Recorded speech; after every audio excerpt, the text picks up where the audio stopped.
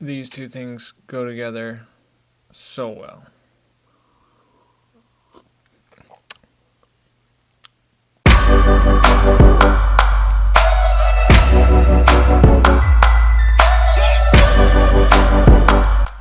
Now, I probably wouldn't recommend pairing whiskey with golf balls from a flavor perspective, but I would certainly recommend pairing whiskey with a round of golf. Why would I do this? Well, it's because I love golf and I love whiskey, bourbon specifically.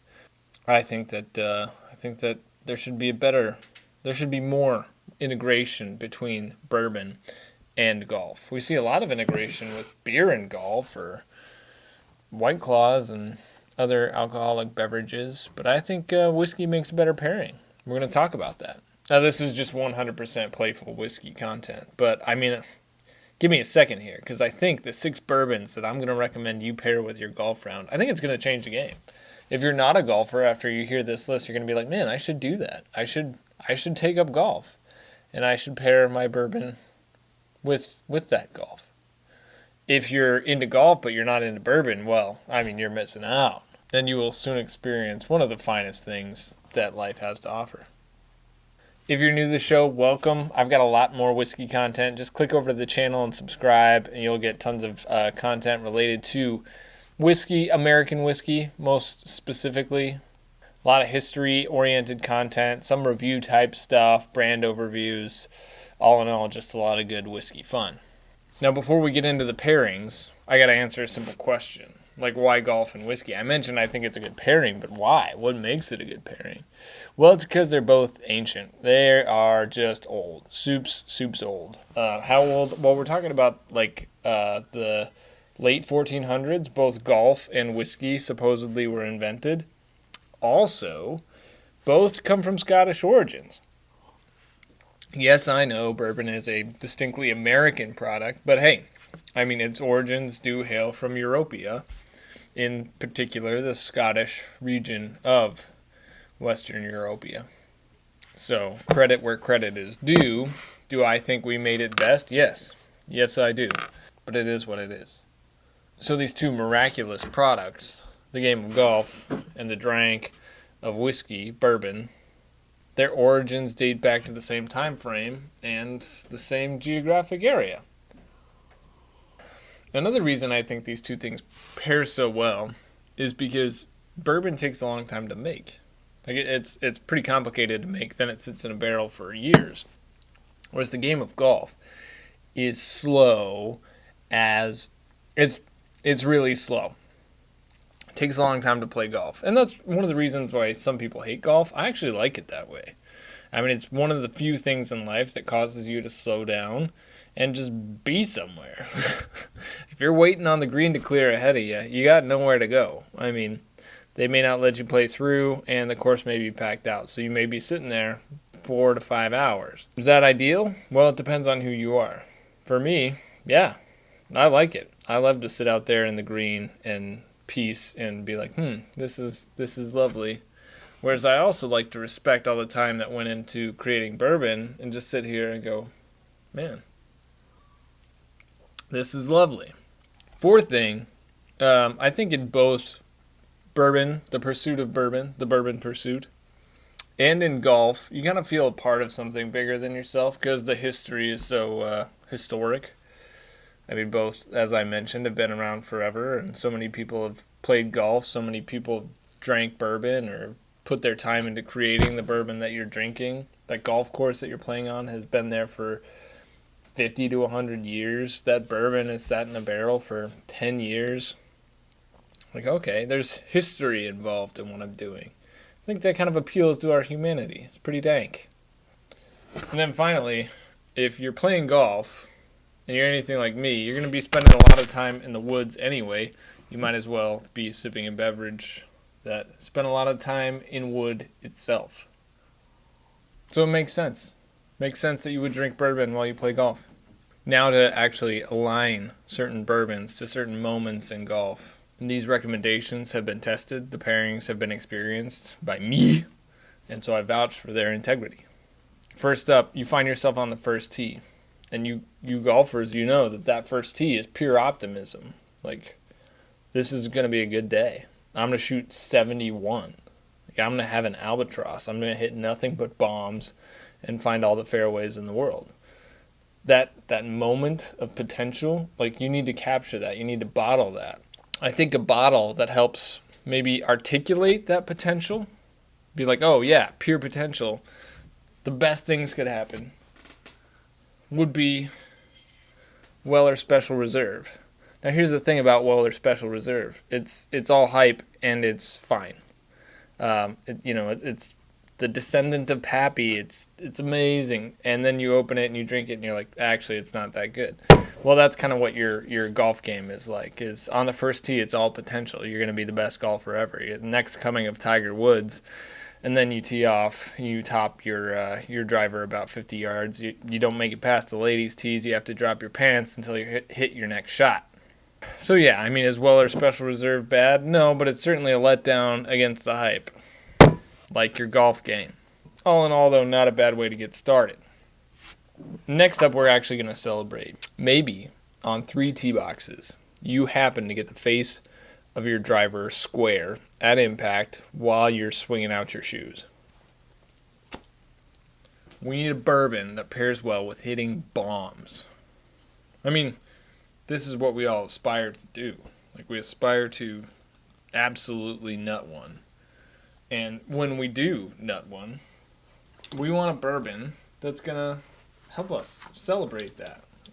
Take full advantage of what we just did. Like, there's no feeling like finding the center of the driver, center of that club face, sending it out there, however far you send it out. So we need a celebratory drink. For me, if I'm hitting bombs, forgot to grab that one, I'm drinking bomb burgers. Now, bomb burgers, not super easy to find, but not super easy to find if you are a hunter. You can probably acquire this. This is a Michter's product.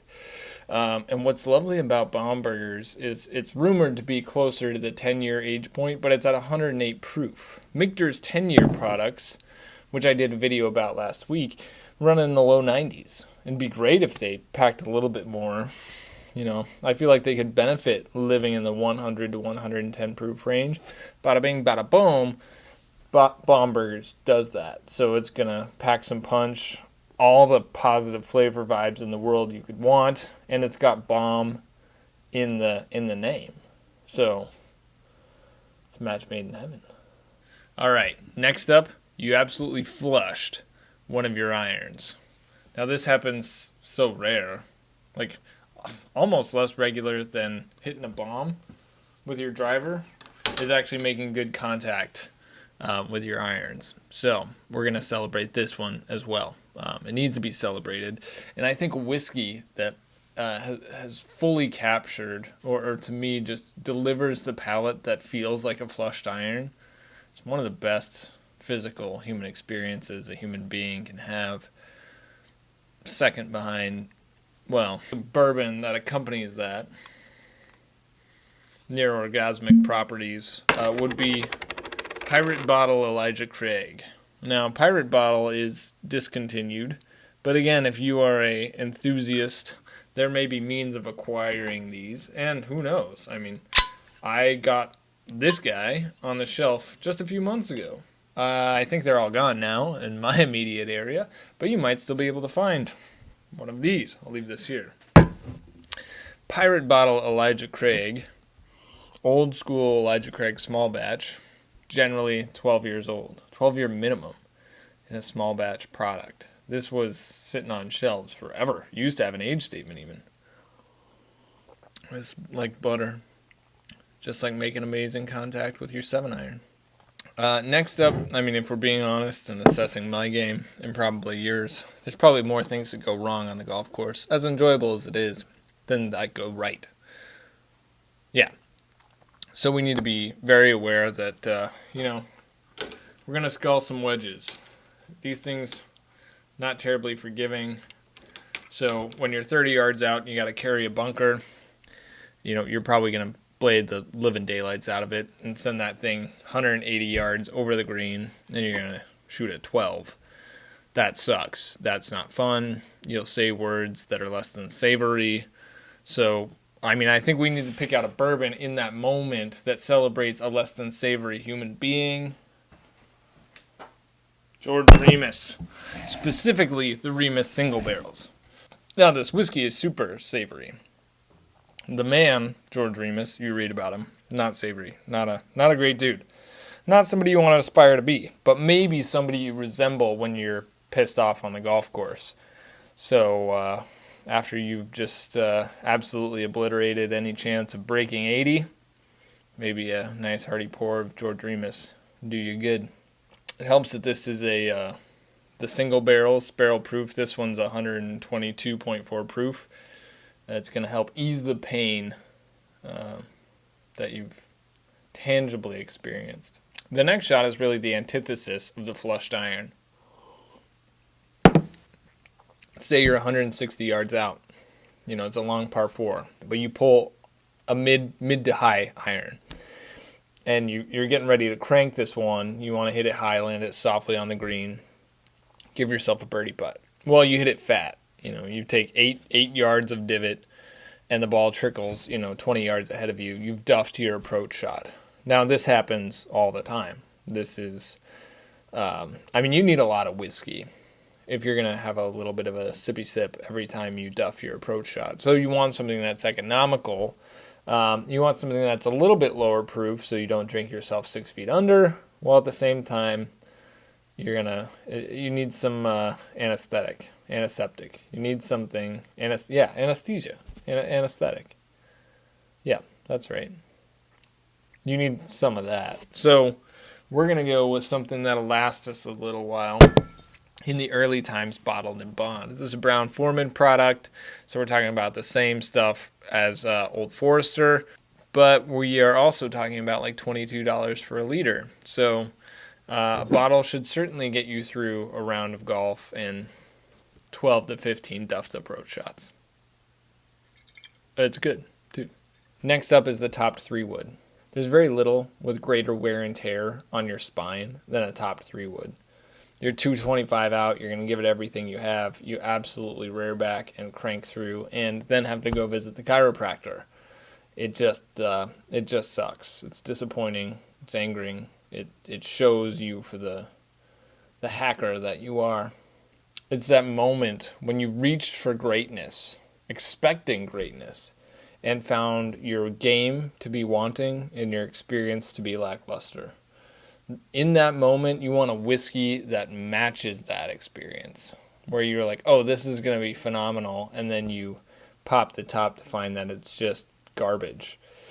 That would be a bottle I don't have, but would be Willet Pot Still Reserve. Has all the promise and the name prowess to deliver something truly extraordinary.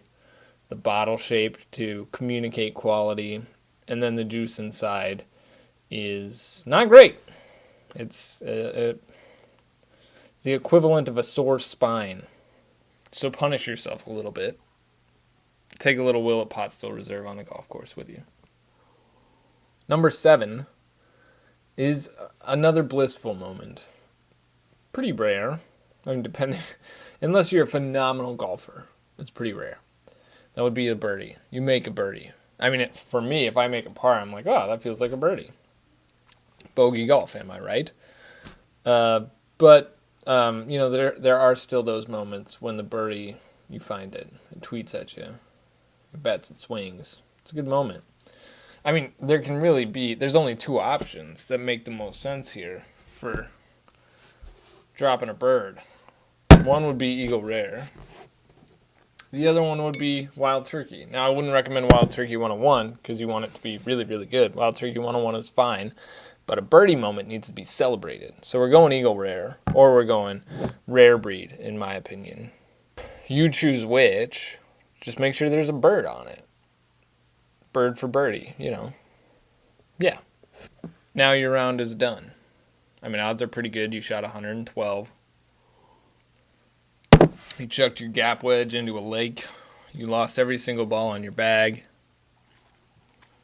Maybe you had a bad day. You get to the 19th hole, and you need some, you got to convince yourself you love golf again. That's where Booker's comes in. a mouth and mind numbing bourbon that definitely fits, helps on the bad days. Straight from Jim Beam, uncut, unfiltered, nutty, spicy, intense. It'll fill in the gaps. A nice 2-finger pour of that after you absolutely sucked will make your day a little bit better. Now, hypothetically, let's say you just shot your best round ever. Maybe you had 3 birdies. Maybe you broke 80 for the first time. Heck, maybe you broke 90. And you're like, dang it, that was awesome. I was flushing my irons, hitting greens. I only sculled 1 chip. So we're at the 19th hole. It's time to celebrate now. Well, I don't have a particular single recommendation for you other than to say, hey, that's awesome. There's no better feeling than setting the personal record, your personal record on the golf course. So don't hesitate to go for the top shelf. I mean, we should all drink our top shelf whiskeys. We should be ready and willing to pop a bottle that we're like, yeah, let's go. It's like a reward. For me right now, the one that I'm embracing the most is Bardstown Bourbon Company's Discovery Batch 4. This is very well-aged Kentucky bourbon and is phenomenal. So yeah, if I'm shooting an awesome round, I'm going to pour myself a little of this bad boy. I'm going to kick my feet up and going to enjoy it. Swing Nation, that's my recommendation for why you should pair your bourbon with your golf and how to pair your bourbon with your golf. I hope you enjoyed that. If you find yourself in the Milwaukee area and you love bourbon and golf, you should hit me up. We should play 18. Again, if you like this video, please subscribe to the channel. That would be pretty dope. Get down and like the video. Comment. Leave me your favorite whiskeys to pair with golf. Next Monday, I'm going to be releasing a video with my top 5 whiskeys ever. No, it's not the best 5 whiskeys in the world, but it's the 5 unicorns I want. Like Drew's top 5. That's what we're hitting out. So next week, stay tuned for that. That's why you wanted to subscribe a second ago when I told you to do so. If you want additional whiskey content, check out my podcast, entryproofpodcast.com. Pretty rad place to supplement your whiskey tube exploration, particularly when you're like on the go. Maybe you're driving. Maybe you're playing golf. Thanks, everybody. Swing hard. Hope you find your balls. Keep it neat. Bye.